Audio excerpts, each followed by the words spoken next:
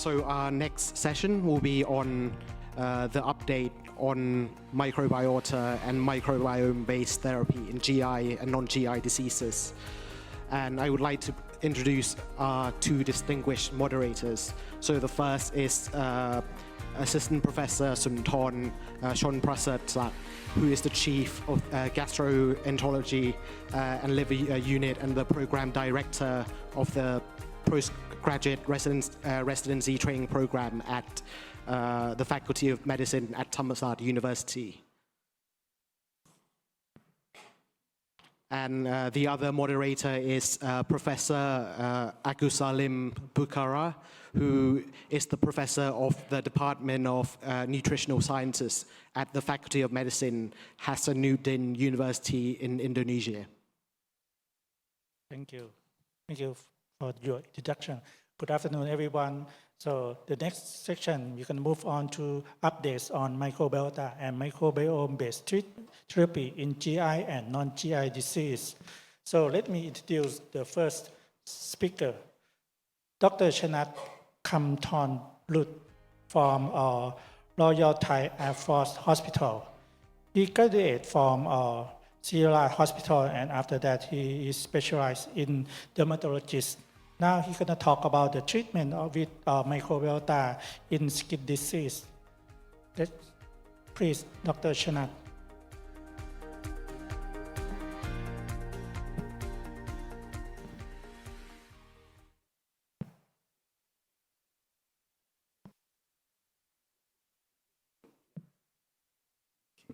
Thank you very much for your kind introduction. So, dear guests and everyone in the meeting room, I'm Chanat Kumtornrut from Chulalongkorn University, and I'm very proud of today because I think I may be one of the dermatologists here in the conference as in front of the GI doctors. So I would like to share some of my experience in the microbiome study, but it's just on the skin because I'm the dermatologist. Here is my disclosure, but I think that is not totally not relevant to this presentation because these are all dermatological corporations. So the topic that I'm going to cover today is going to be about, I will lay on the recap of the basic skin microbiome and the relation between the skin and the gut. And the next one, I will try to show you some of the data that we as the dermatologists have that in terms of the microbiome related to the skin conditions or the skin disease. And I would point out, yes, the topic, but the advancement of the microbiome therapy as in the skin condition. Because I'm the main expert in acne and rosacea, so I will focus mainly on the acne vulgaris. So start with the microbiome. So in the skin, we just have the theory of the microbiome into two parts. The first one is the cutaneous. The second one is the in hair follicle, because these two sides contains all the whole organism that live in the skin. In the cutaneous microbiome, we can separate it into three major locations and the distribution, because the proportion of the microbiome is a little bit different from one to another.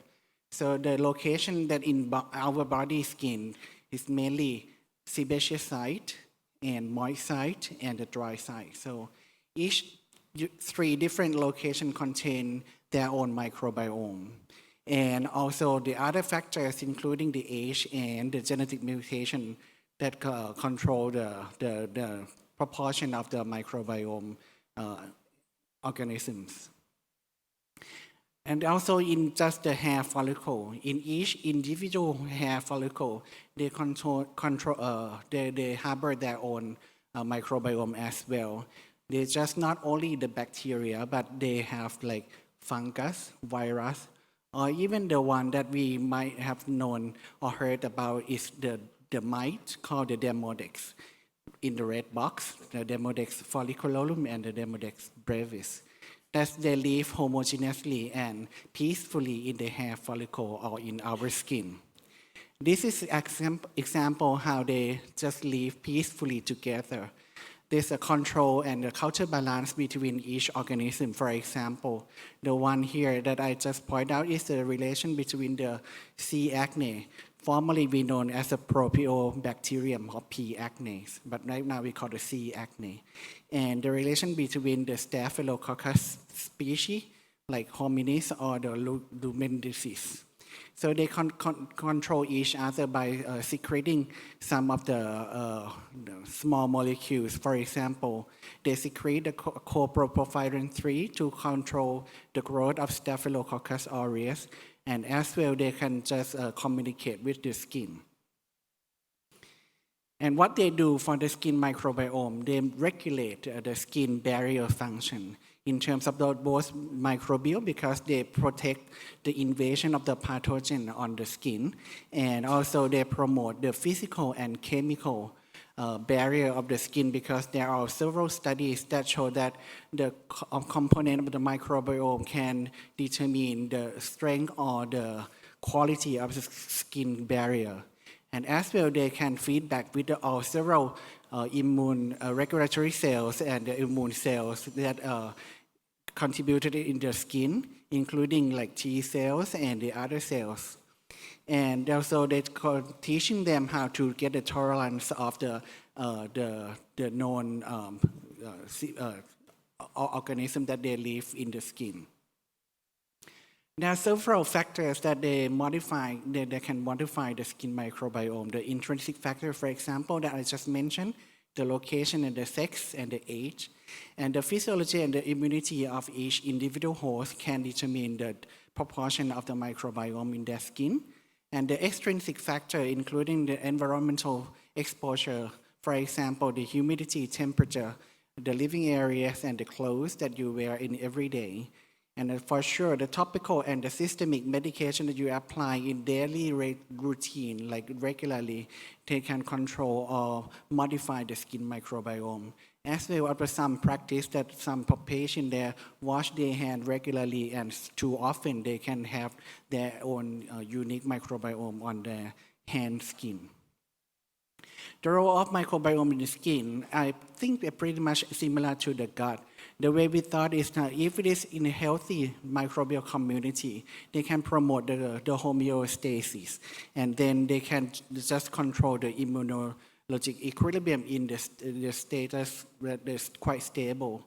But whenever they got a factor that can disturb or disrupt the skin microbiome, they can cause some of the pathogen virulence more aggressive, and sometimes they can trigger the skin pro-inflammatory state and causing the disease.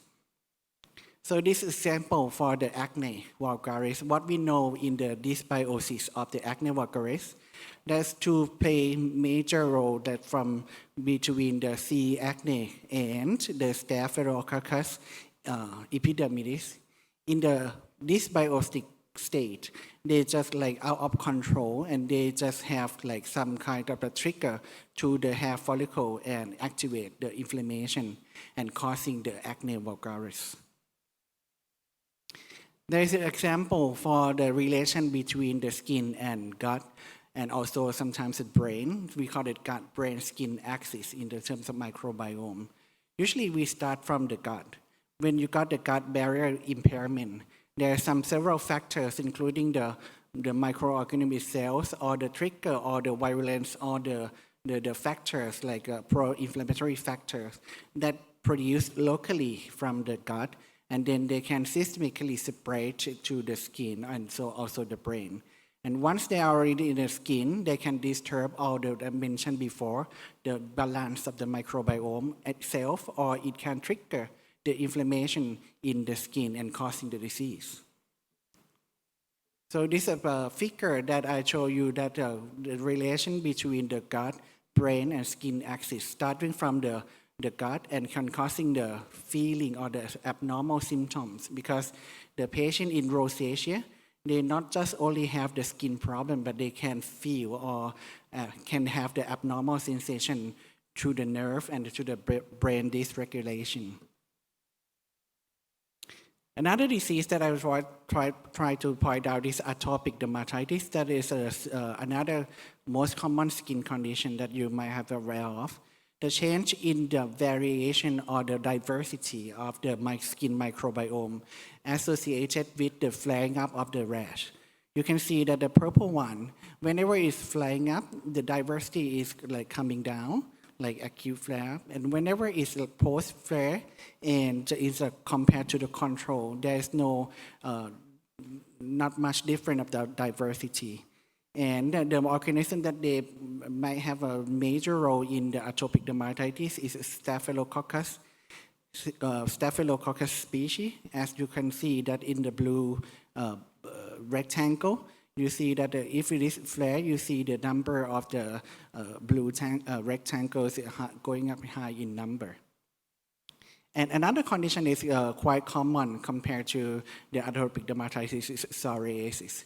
In terms of this skin condition, there are some of the information regarding the skin microbiome that they show that there is the abnormal abundance and diversity in terms of the Staphylococcus. You see that it's comparing to the healthy. Whenever the skin lesion, there's a psoriasis, they got a high number of Staphylococcus species compared to the psoriatic normal skin and the healthy. And the acne vulgaris in the term of C. acne. Right now we have known that it's just not just the C. acne that play roles in the acne vulgaris, but we do understand more and more about the C. acne. We know that just in the group of C. acne itself, we can classify into some subtype or substrain. So you can see that compared to the acne phase, the navy one, the 1A1 substrain of the C. acne contribute a major part of the acne phase and the acne back, comparing to the other substrain like strain 2 or 3 that you see mostly in the healthy skin. Step a little bit further to the clinical application. So in terms of how we can manage or modify the skin condition through the modification of the microbiome, we got like two main ways or strategies to do about this. The first one, we call it the biotics, that you be more familiar than me. And the second one is a bacterial transplant, which we can wait for the second speaker, but I'll also show some of the data about the skin bacterial transplant. The first one is about pre, and post biotics. Like in terms of the GI, I think they usually most of the pre and probiotics. Then in the skin, we don't use these too much because it's quite difficult to carry something like in the bottle or in the tubes for a long period of time. And you might to make sure that it's quite stable whenever the patient apply on the skin. And so what they use most is a postbiotic. So they got some kind of extract that contains some kind of active metabolite from the organism that they want to have, or the extract or the extracellular vesicle. So the second methodology or strategy that we can manipulate with the skin microbiome is the transplant. So this one is, for example, for the bacterial transplant that we tried. Like dermatologists try to modulate the skin condition. In this figure is the acne vulgaris.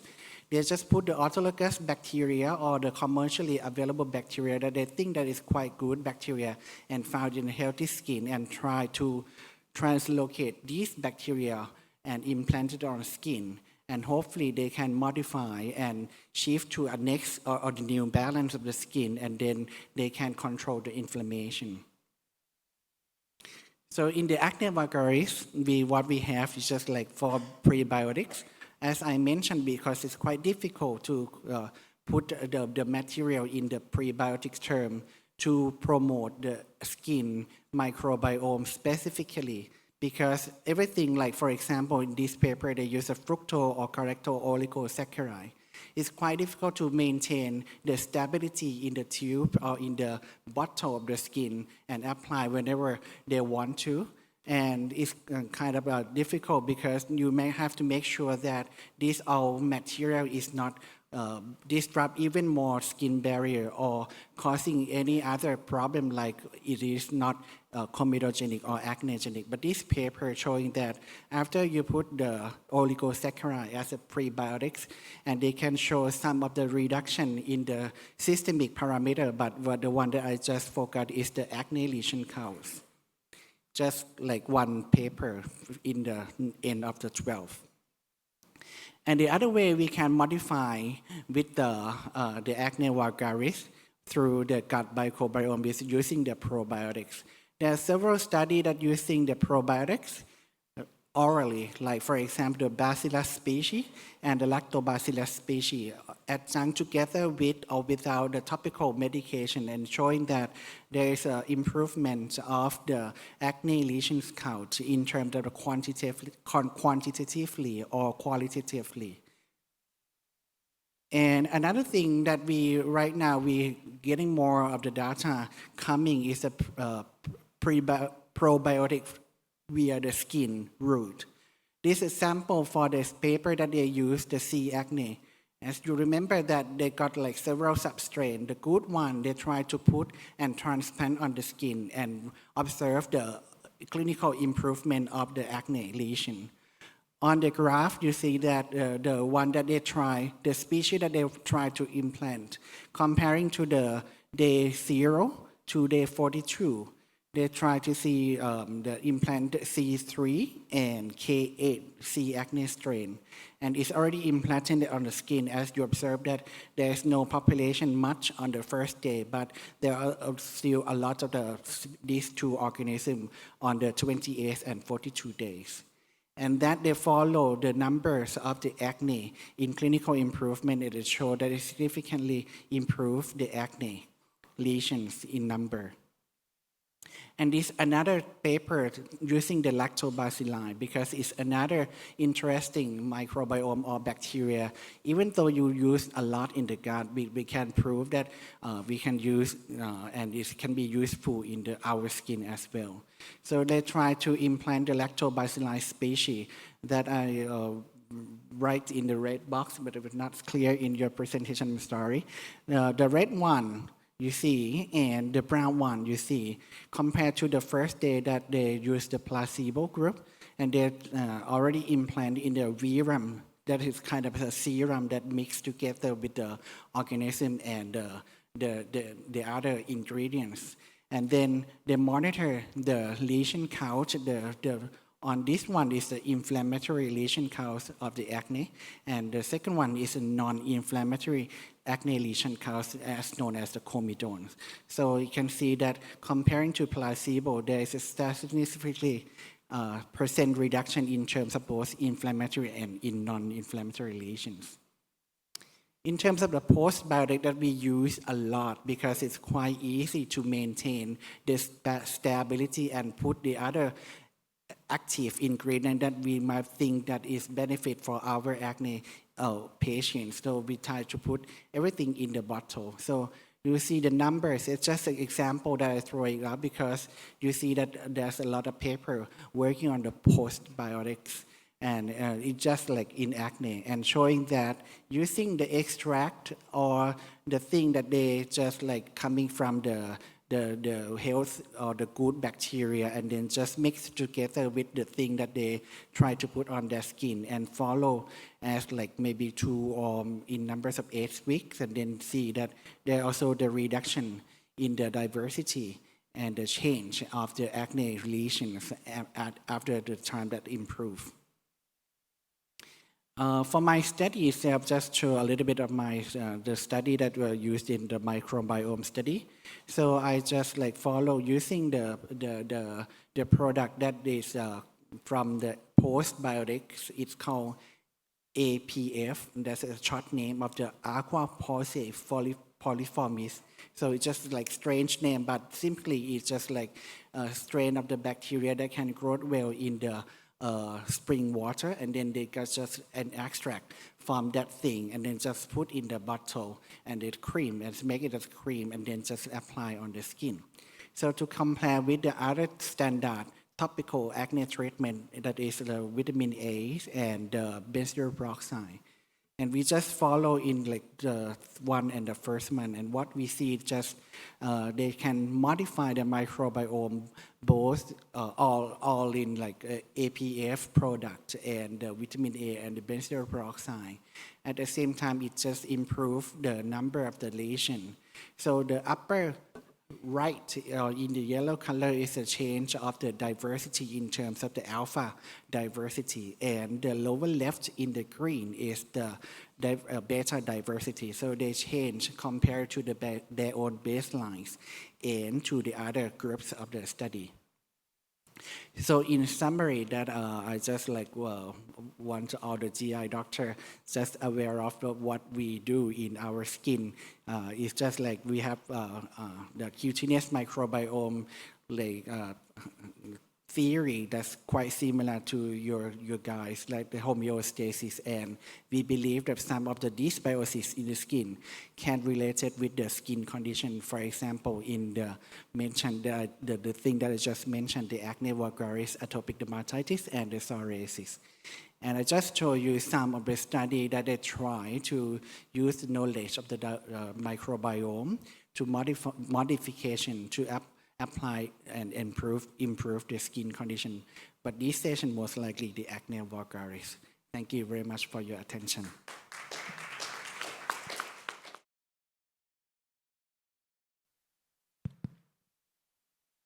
Okay, the second speaker is Professor Ratha-korn, Vilaichone. He is a professor of medicine from Thammasat University Gastroenterology Unit, and he got a postdoctoral fellowship in gastroenterology from Baylor College of Medicine, and also is a Chief Center of Excellence in Digestive Diseases, Thammasat University, Thailand, Assistant to the Director in Academic Affairs, and also the Secretary of the ASEAN Stomach and Microbiota Study Group, and has published 7 textbooks, more than 100 international publications, 41 local and international academic awards. So the title of his talk is Fecal Microbiota Transplantation, Current Challenges and Trends of the Future. Professor Ratha-korn Vilaichone, time is yours. Thank you so much for your kind attention. My talk gonna touch on the fecal microbiota transplantations, where are we right now, and what is the current challenge and trend of the futures. So I'm gonna grab everything in here in the next 20 minutes. Very first, we're gonna go to the gut microbiota in our clinical practice. What is the fecal microbiota transplantations in 2024? They have many of the international recommendations, such as the AGA in the early of these years, for the Euro FMT registered trial from last year for this year, and from the ASM in 2024. For the FMT right now, we have many data, and mostly going to give for C. diff infections that the US FDA approved for a treatment. And then we go to the H. pylori infections, as Professor Udom asked me in the prior session, the IBS, the IBD, MDR, or obesity, metabolic syndrome, and the last not least is the cancers. How to improve the engraftment, maybe renal transplantations, heart transplantations. You want to get a better engraftment, but have to use the immunosuppressive agents. How about the FMT? How we get improvement on the engraftments after the FMT? Then we grab everything together in the summary part. What is the human gut microbiota? We know that it's 100 trillion, more than 2,000 species microbial cells. We know that the colons contain the highest microbial density, and 99% of the bacteria came from 30 to 40 species. And bacteria also make up 60% of the dry feces, and over 99% is anaerobics. Human gut microbiomes have around 100 times as the many genes than the human's genomes. Very first, we go to the AGA clinical practice guideline on the FMT for selected gastrointestinal diseases. Long story short, the AGA recommend only to use the FMT in the immunocompetent adult with the recurrent C. diff infections. The AGA suggests the use of the FMT therapies upon the completion of the standard of care or the antibiotics prior use. However, they also mention about to use the FMT in a mild to moderate immunocompromised host with a recurrent C. diff and also with a severe fulminant C. diff infections that not respond to the conventional antibiotics treatment. AGA still emerging awareness for the dysbiosis that play important role in the IBD, UC and Crohn's disease, and also with the pouchitis, as well as with the IBS. Anyhow, a few months later, the AGA's announcements for a suggestion for a treatment of the FMT in selected clinical disease. AGA also announced the FMT for the recurrent C. diff infections maybe can be the best therapeutic actions in the severe immunocompromised patients, but however, it depends on a case-by-case assessment for the risk and the benefit. How about the European academic FMT or Euro-FMT networks? Right now, the Euro-FMT networks currently have around 72 members from a total of 22 countries. The Euro-FMT also developed the standard models for the FMT banking and Euro-wide survey on the use of the FMT. They also provide the grade 1A evidence of the FMT for the treatment of the recurrent C. diff. And they also mention emerging indications being explored in many of the clinical trials, including the UCs, the multi-drug resistant organisms, GvHD, and chronic liver diseases. How about the American Society of Microbiology, or the ASM? They mentions about the FMT in the past, in the present, and in the futures. For long story short, they also agree with the US FDA and Euro FMT registered trial that FMT have a strong indications to use in the patients with the recurrent C. diff. What is the H. pylori and microbiota? As we know, it's bacteria very well. If you have the bacteria, you get a higher chance to get a peptic ulcers and gastric cancers. When we use the probiotic, such as many companies, whatever you like to get it, the eradication rate, when together with a standard regimen, can add up the modest eradication rate, maybe 10 to 20%. And the more important things, when you use the probiotic together with the regimen, it can reduce the side effect and make the patients can complete the treatment course. If we use only FMTs for HP eradications, they have a study from China 3-4 years back about the watch FMT, the treatments in the 32 eligible patients with HP positive, and the overall HP eradications is 40%. If you follow up for a year, the eradication rate can up to close to 70%. And they comment that the good route for the use of the FMT for HP eradication should be the mid-GI tract, such as the duodenum should be better than the colonoscopy. What is the indication of the FMT for the adjuvants for treatment of the HP infections? We just present this data in DDWs this year about the efficacy of vonoprazan triple therapy combined with the encapsulated FMT as adjuvants for the HP eradications. This is a DBRCT trial. We named just like a FMT HP trial. For the pilot study, we got 20 patients have to receive the vonoprazan triple therapy with the FMT capsule, 6 capsules twice daily for 2 consecutive days. And another one is vonoprazan triple therapies with the placebos. You can see that the eradication rate in both groups is pretty much the same, around 90%. But however, when you look very carefully with the GI symptoms rating scale and the quality of life 1 month after the HP eradications is significantly better in the FMT group than the placebo. What is the potential the therapeutic target for the FMTs? We have many non-GI disease, such as Dr. Chanat mentions about the skin disease, also the neurological disorder, psychiatric disease, the infectious disease, the cardiovascular disease, and the GI, ranging from the UCs to the chronic functional constipations and diarrhea. And the last list, FMT also have indication more and more with intensive investigation in many clinical trials in the cancer prevention and the cancer treatment. We start very first with the paper published in New England Journal of Medicine in 2018, so several years ago. They mentions about the FMT to treatment is in the primary C. diff infections, it's not in the recurrent at all. Half of the patients received the metronidazole and another half to receive the FMT. you can see the result that even it's non-significant, seems like the FMT group have a better response than the metronidazole groups. And even it's non-significant, it can get a publications in the New England Journal of Medicine. How about our experience? We also treat the FMT for patients with a primary C. diff associated diarrhea maybe 4 or 5 years back. And at that time, we grabbed about 40 years old man with primary C. diff infections. The patients respond very well in 1 day and can discharge from the hospital in the next 2 days.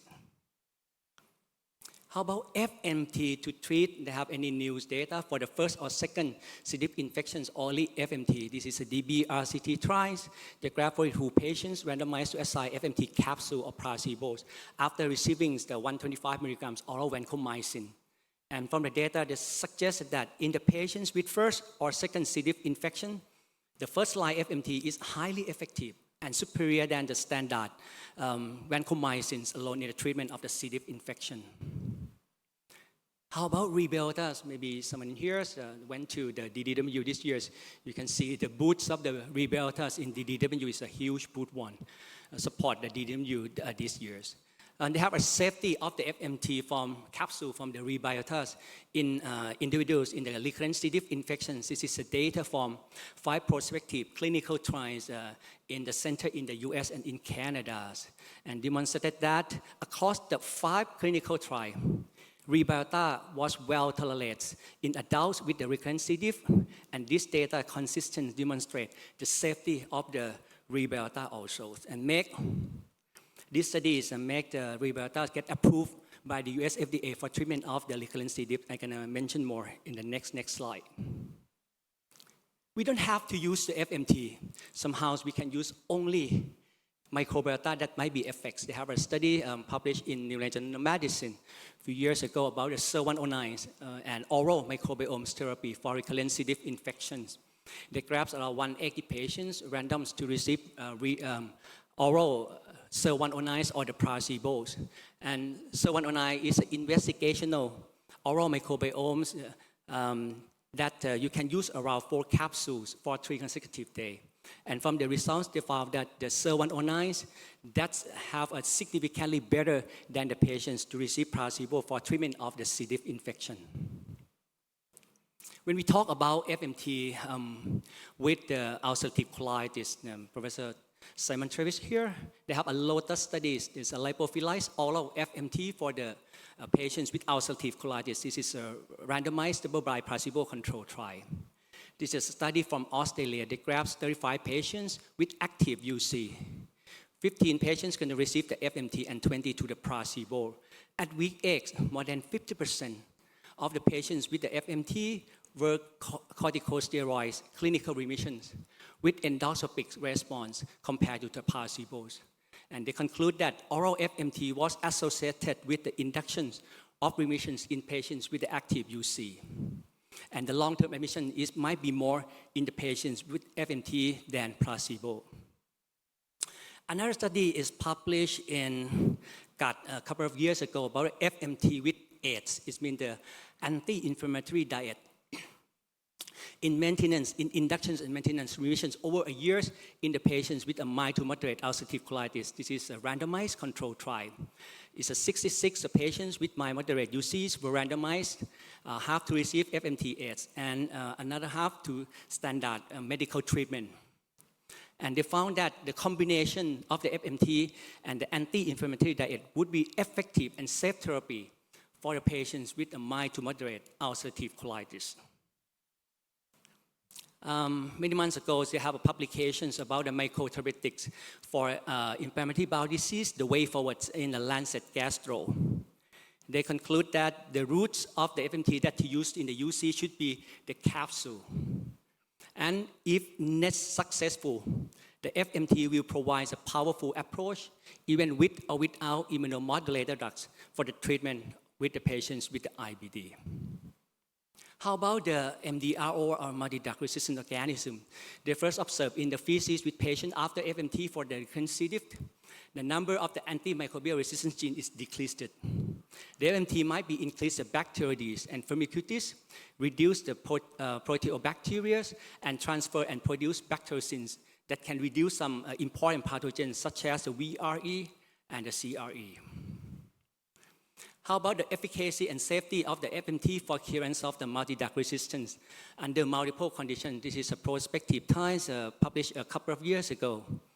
The FMT material, 60 grams, was administered with a colonoscopy for 48 patients, and microbiota analysis of the fecal sample was done in 1 month and 3 months, and demonstrated that 3 months after cumulative overall negative conversions rate were significantly higher in the patients with the FMT than in the placebo. And another study is published in Science Translation Medicines last year about the FMT promote the reductions of the antimicrobial resistance by the strain replacement. They get 11 participants were enrolled and randomized 1-to-1 to the FMT and only observation, and demonstrated that the metagenomic analysis revealed that the MDR eradications by the FMT treated subject more than the group that observed alone. I think this might be very pioneer for treatment of the HP with refractory HP infections for a long time and failed with multiple treatments. We have a case report in the poster area if you get interest. In his case report is a 41-year-old man with persistent HP infections. The endoscopy also found that they have a chronic atrophic gastritis with the intestinal metaplasia. They failed in all regimens, many regimens before going to our center. We have no choice. Let's see how much we can do for these patients. Then we let the patients to do the FMT capsules. And a month later on, we use the same regimen. And the regimen that provides the lowest delta per thousand of the UBT. And finally, we get achievement of the HP eradication. From the FMT and the IBS, they have a studies for around 30 years ago. And this is a study from our colleague, Dr. Natsuda, about the comparative efficacy of the encapsulated FMT and FMT via rectal enema in the patients with the IBS. This is the DBRCT trials, and she got the first runner-up of the oral presentations in DDW last year.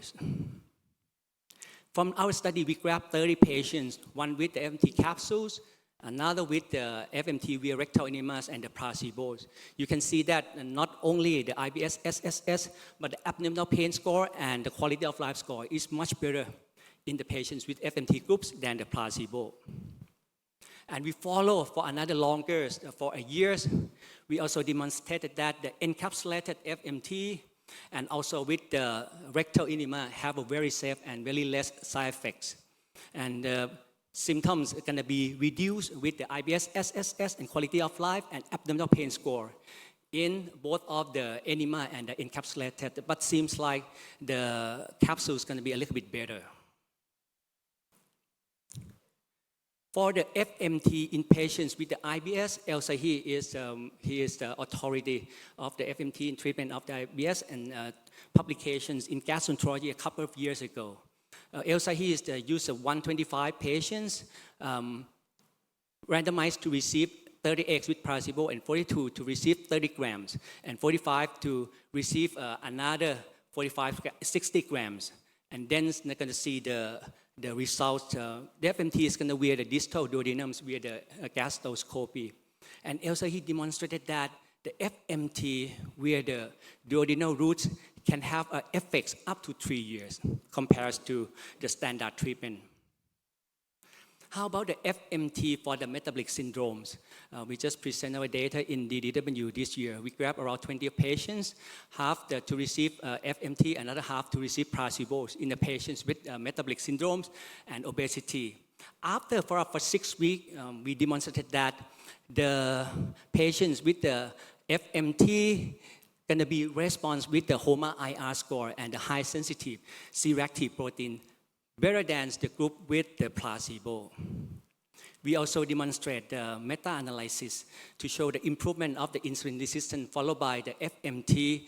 This time we used the study around 17 eligible studies, and from the meta-analysis we demonstrated that the FMT might be very helpful to treatment of the metabolic syndromes, especially of the HOMA-IR.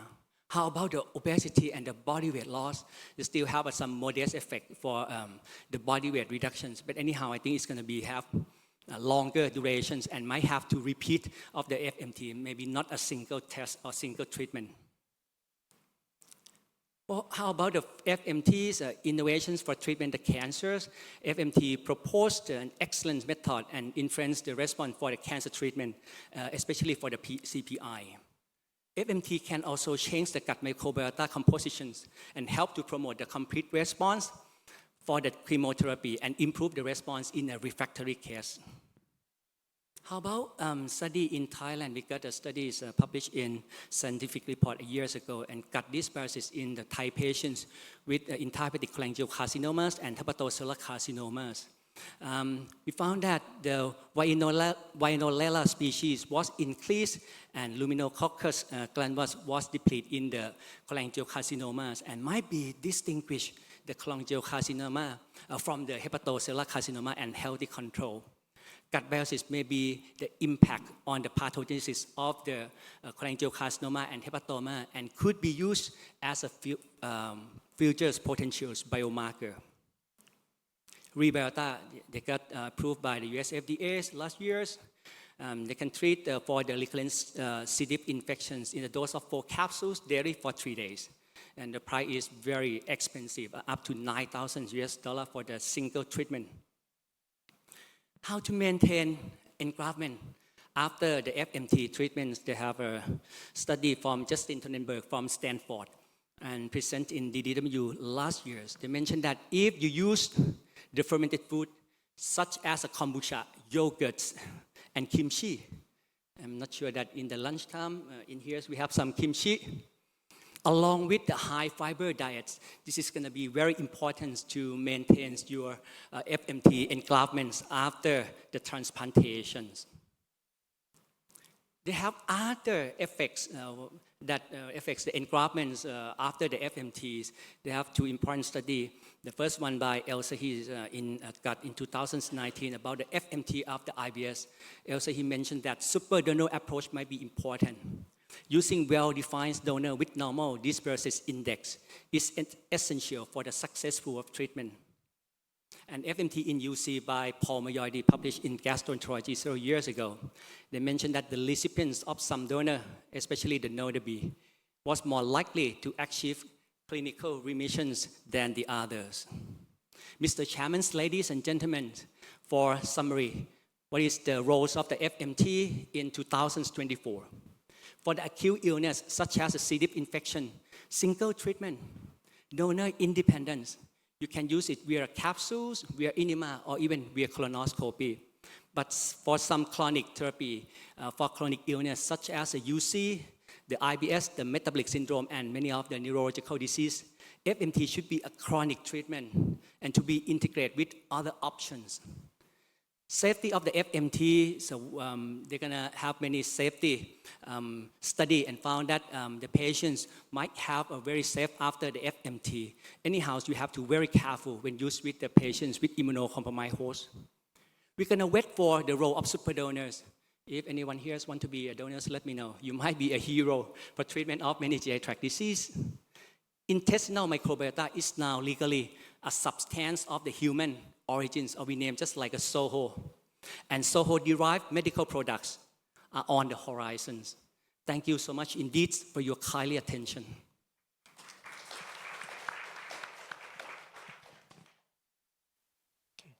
Thank you very much for your excellent talk, Dr. Ratha-korn and Dr. Chanat.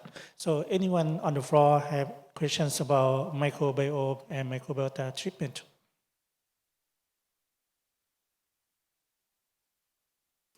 If no questions, mean that everyone understands everything's very well. Simons, you have any experience of treatment of MT in the ulcerative colitis?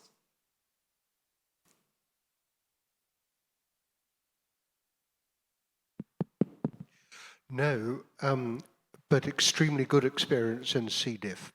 I'm glad you focused on the super donor because it's always a puzzle how to identify them. And at this time, when I'm asked by patients, should I have FMT for my treatment-resistant colitis, my answer is only as part of a controlled clinical trial. Tell me though, Ratha-korn, because I enjoyed your talk, what proportion of donor stool do you accept for donation? This is a good question. To get a good donor somehow is very difficult. From hundreds of donors might be donor candidates. We got only one or two. To be honest, in our labs, many of my fellows there, we got only 2 donors, and both of them is a medical student because it's easy to control, right, Ajahn? And we just got a new donor. She's might be very good. For her ancestor, grandmom and granddads have living longer than 100 years. Maybe we got a very good donors. Why donor is very difficult? Because we have to use the 3 major important classifiers. The first one, you have to get a good GI tract. You don't have to get a UC at all, right? UC patients cannot do donors. You don't have to use many of the disease such as hepatitis B and C. You have to be a good man.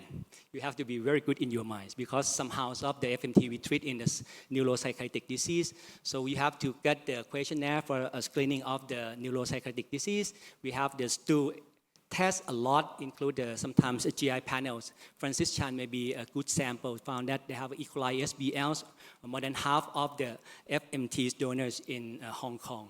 And the last least, you have to screen with the blood test, like when the patients have to do the blood donation. So from the 3 criteria, we make the FMT donor success in only 2 or 3%.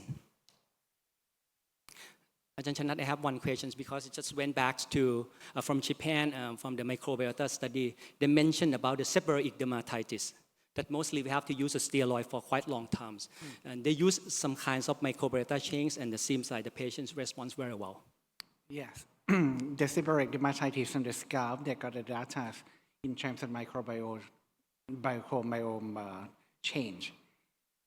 They focus on the fungus because it's the most common species that we found in the fungus instead of the bacteria that we found on the skin. So they try to manipulate and modify the change of the fungal component to microbiome, both like systemic, topically with the medication or the other substance that they believe that they got the properties to control or modify the fungal community as well. So it's quite interesting, but compared to your field, I think in my field just like far beyond your field. But it still keep getting better and better comparing to previous 10 years ago. One more question for Justin, please. Yeah, thank you. Always impressive to hear the talk from Ratha-korn on FMT. Now, I think one of the when we start to use FMT, right? I mean, some of the cases, especially non-C. diff, we might need to use FMT 2 or even 3 times. I mean, maybe from your experience, do you see what kind of patient that would, requires probably more than 2 FMTs?